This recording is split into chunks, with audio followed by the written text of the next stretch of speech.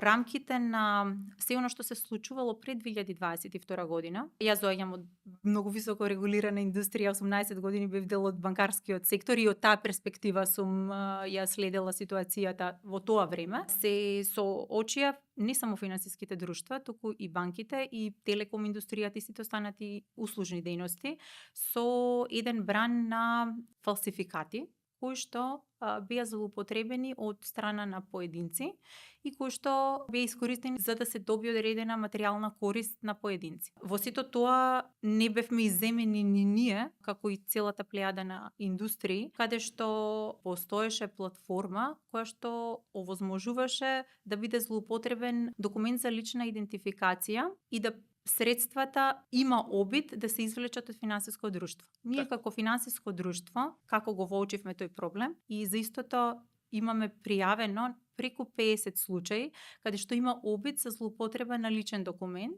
и обид за фалсификување на документ за вработеност.